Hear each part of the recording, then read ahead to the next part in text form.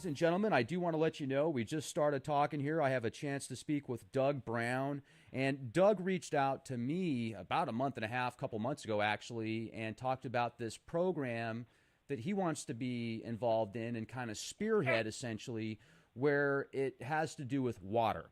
And if any of you have ever seen the images that were taken of water droplets and under microscopes, when I can't remember the gentleman's name, but he would actually bless specific water and then he would curse specific water. He would say something like, "I love you," to a piece of water, put it under a microscope, it would look like a beautiful snowflake. And then on the next piece of water, he would say, "I hate you." And the thing would look like a disease under a microscope. So, I mean, clearly our bodies are majority water, and it's extremely important to have clean, pure water. But what we're getting into today, at least from what I've gathered from Doug, is going to be a little bit different. So it's not like alkaline water or distilled water. This is something totally anybody could do, essentially, as long as you put your energy into it, from what I've gathered. Is that correct, Doug?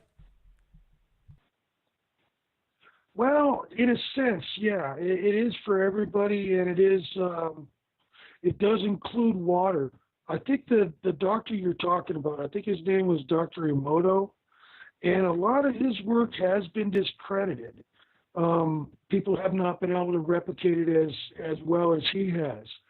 But in their discrediting his work, what they fail to mention is that there is a group in Germany that has actually proven a lot of what he's stating. They use saliva, though, and they've done different things about your emotions and your saliva, and just looking at it under a microscope.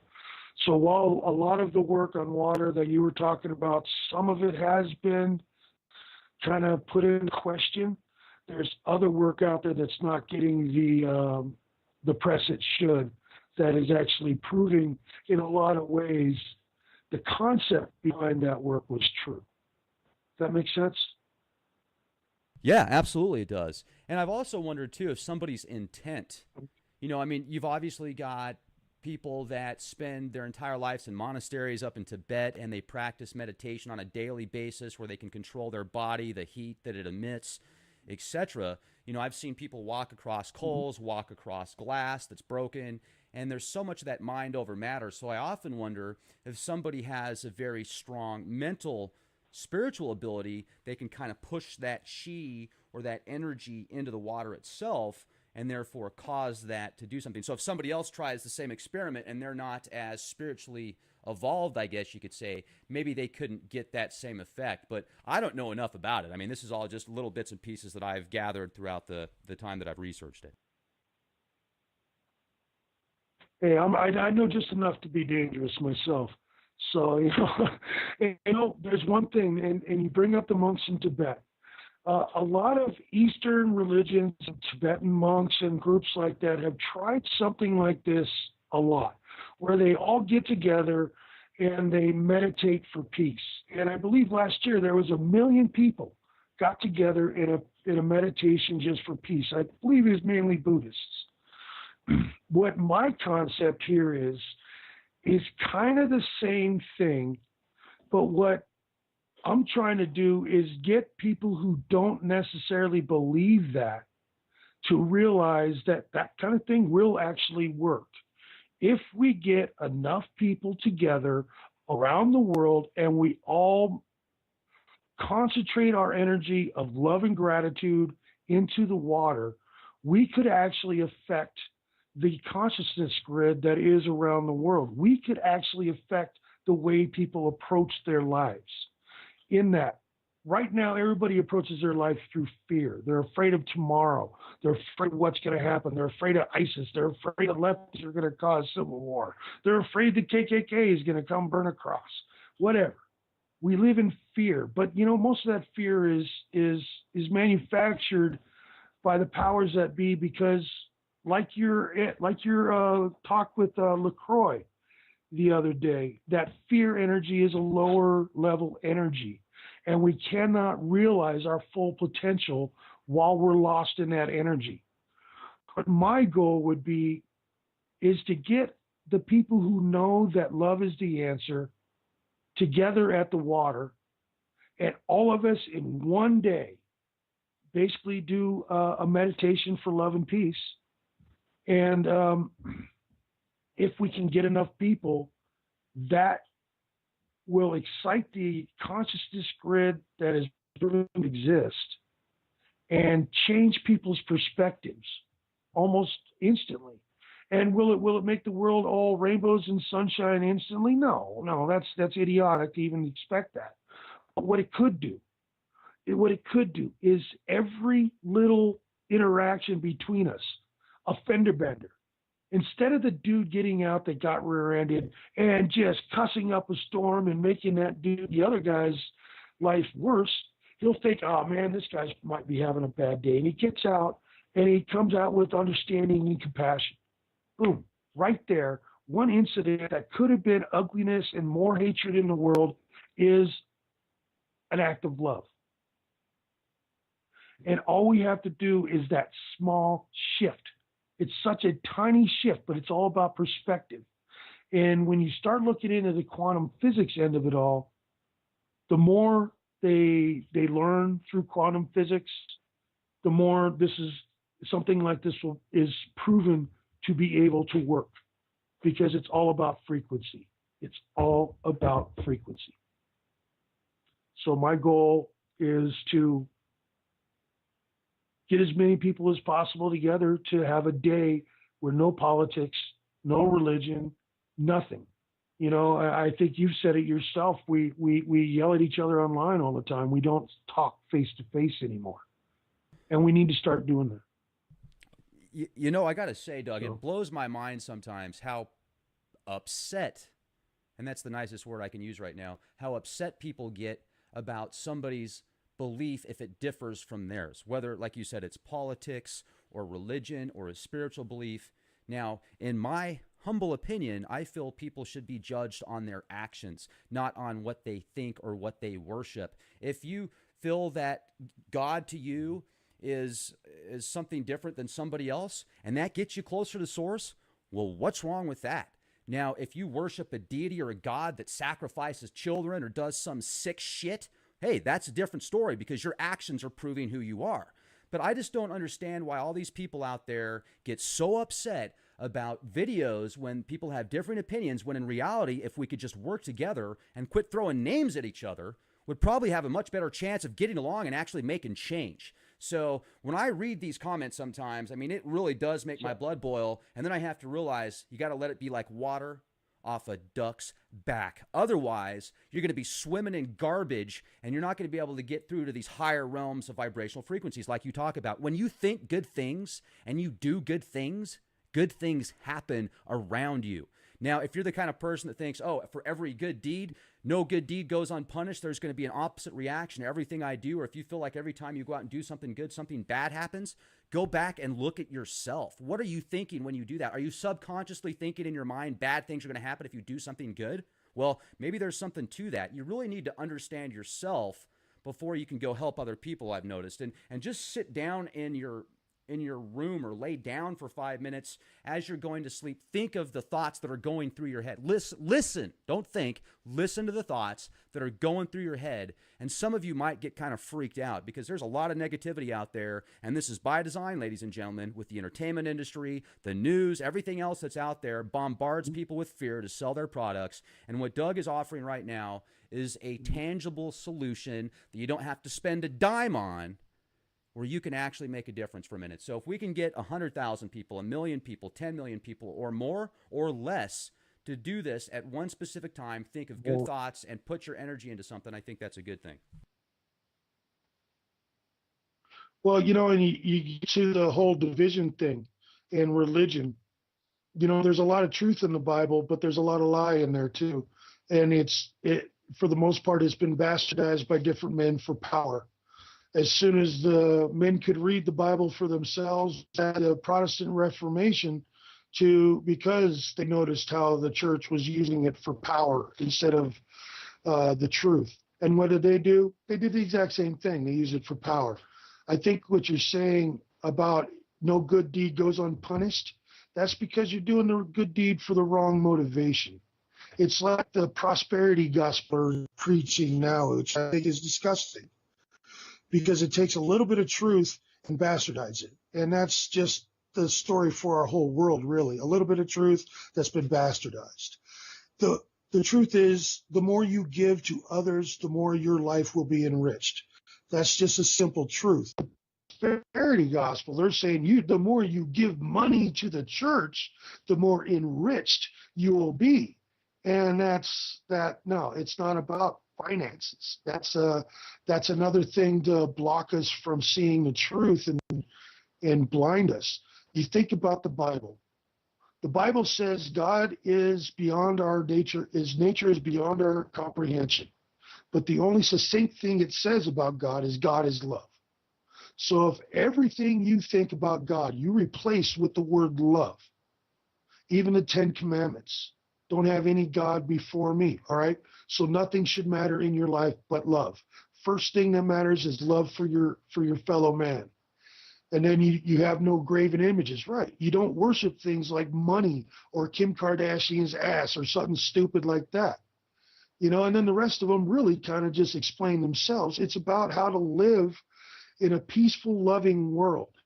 But if God is a father and there's God, the creator, only one creator, to call any part of his creation evil is calling him evil, and that's kind of wrong. And then number two, I know there's a lot of fathers out there that have multiple children. I'm going to ask those fathers straight out, do you want your kids killing each other over what they call you? One wants to call you Papa, the other one wants to call you Daddy. And they both think they're right, and they're going to kill each other because that name is the right name. Would a father want their kids doing that? No, no. So we got to start thinking in more rational terms. We've been blinded by so many lies for so long.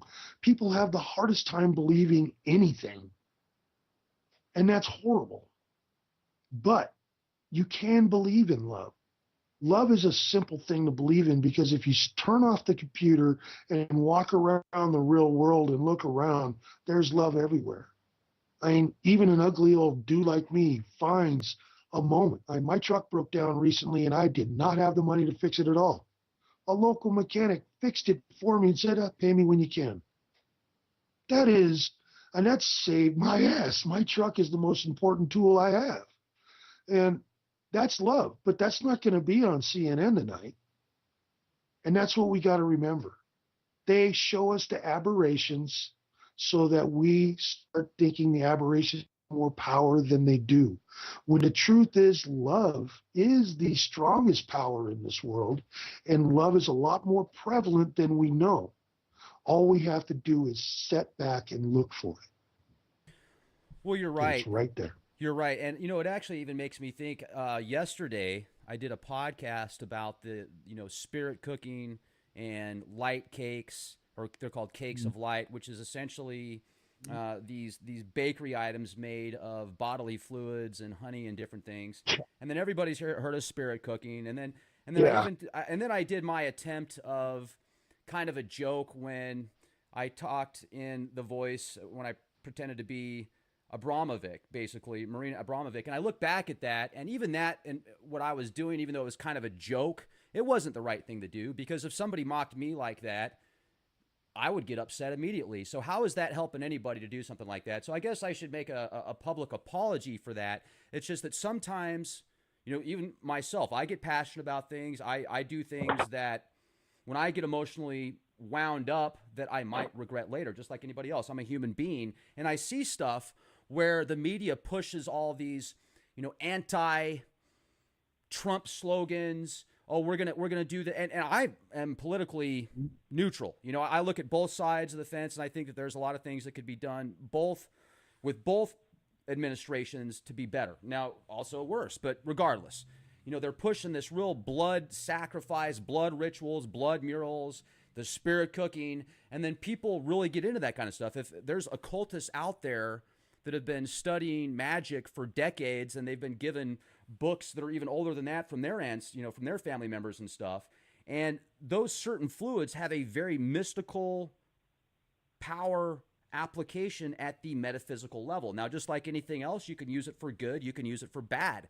I don't, that kind of stuff is too out there for me. I'm not going to get into that kind of stuff, but some people do, and that's their right to do that kind of stuff. Now, when it gets to, if they're doing that kind of stuff and they're hurting other people and they're doing disgusting stuff that might hurt children or other people, hey, that's where you draw the line. Well, you get into what is the nature of good and evil right there, and it's simple. Our life has been complicated only just to keep us busy chasing our rabbit holes. I think Max Hagen said it perfectly. The rabbit holes are there to keep us occupied. But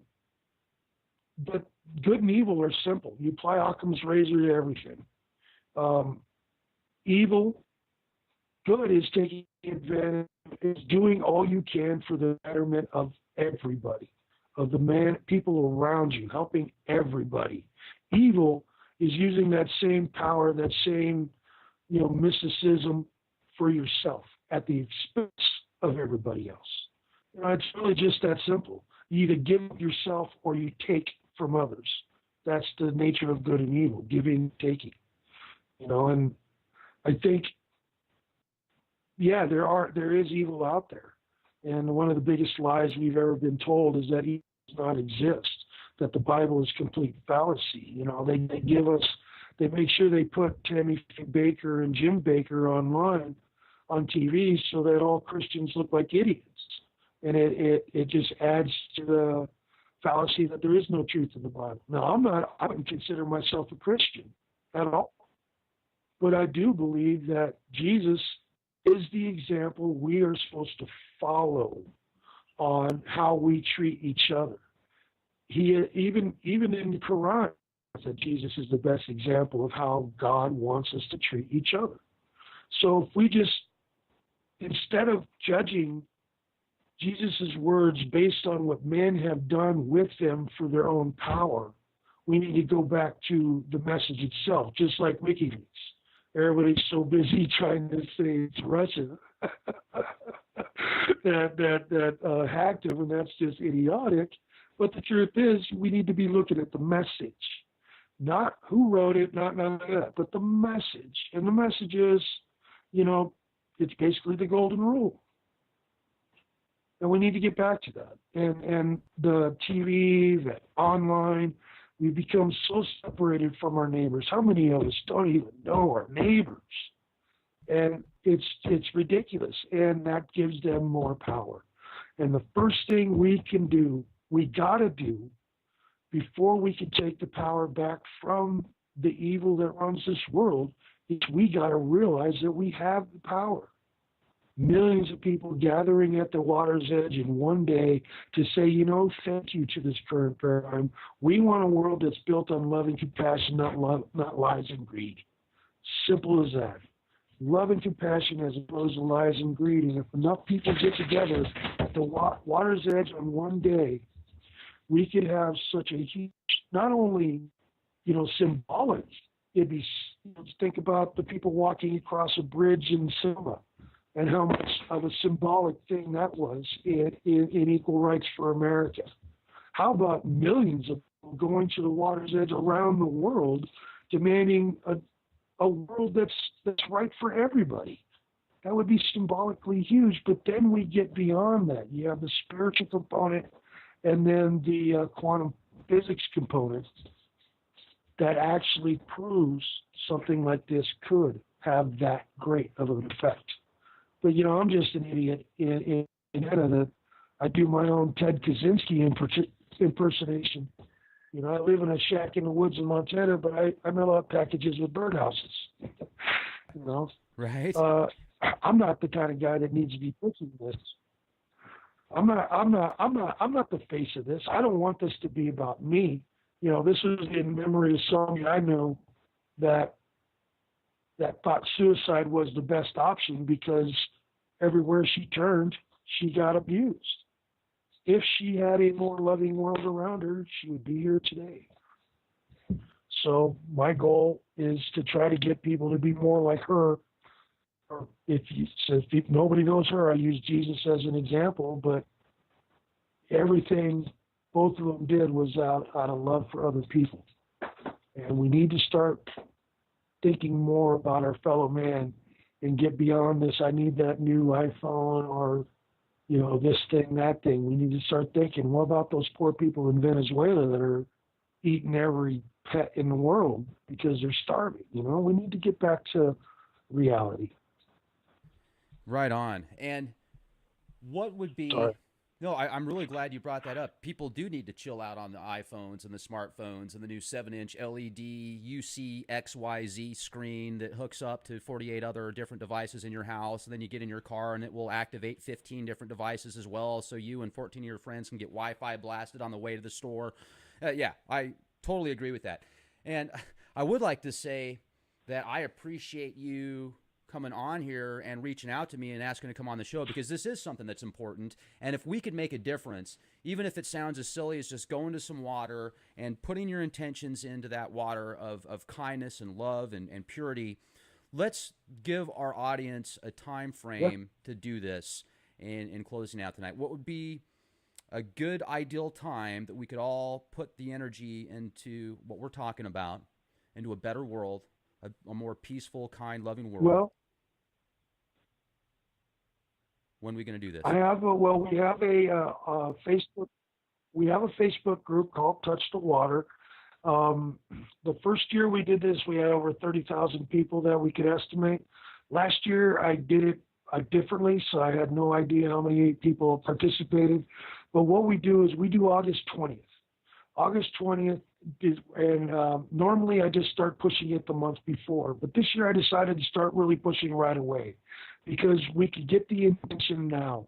You could start thinking now in your life, wait a minute, it's so simple. You just start thinking. When you start getting angry thoughts, you got to start changing your opinion. It's up to you to control your thoughts. It's up to us, one interaction at a time, to create the world we want. So right now, today, we can start blessing each other. We can start blessing the water. We can start blessing the world just in our everyday actions. Great. And I would also like to maybe recommend. I would also like to recommend to our audience that, because Inauguration Day is coming up in just a couple of days, and there's a lot of bad apples out there that are trying to do their very best to destroy the inauguration with tying up. In D.C., they've got these not buses, not trains, but essentially transportation lines. I don't know why the name is following me right now. I must be getting harped from Alaska. That's the excuse I'm going to use. But they're just doing all sorts of things they can to disrupt communications and transportation barriers. And then now we're finding out, because of ACLU throwing a big stink, that the police officers aren't going to be allowed to have their body cameras on, which makes me think that there could be some type of false flag event happen. So for everybody that's listening to this podcast, if you want to have a piece of the action as far as making a difference, then I would recommend doing what we have been talking about in this podcast. Just focus on good energies. And let's do this the night before the inauguration and the day of inauguration. Let's pick a time. Let's say most people should be up at 7 o'clock in the evening. So 7 o'clock Central Time on the 19th. Let's all focus our energies towards everything going smooth, and let's see what happens. Love and gratitude. Love and gratitude. If you stick to love and gratitude, everything works out. We start trying to define details, that's where we get in arguments. Well said. Well said. Love and gratitude, man. Right on. Well, man, it was great to meet you. I love that. I think that's a great idea. Yeah, absolutely. Great to meet you too. And if any of your listeners want, we have the Facebook group, Touch the Water. We'd love for you all to join. And we will be pushing our worldwide events for August 20th again this year. And I'd really like to start little groups to just build their plan for their town kind of thing, Fantastic. But thank you so much, Rex. I really appreciate you. I love the hell out of your show, and I really appreciate what you're doing, and what you say about be the change you want to see is probably the most true thing anybody's saying online, because that's the truth. We have to be the change we want to see. It starts with us. one interaction at a time. Right on, man. Thanks a lot, Thank Doug. you. Much appreciated. Check Thank out you. Touch the Water on Facebook. Also, youtube.com/clandestine Time Lord and leakproject.com.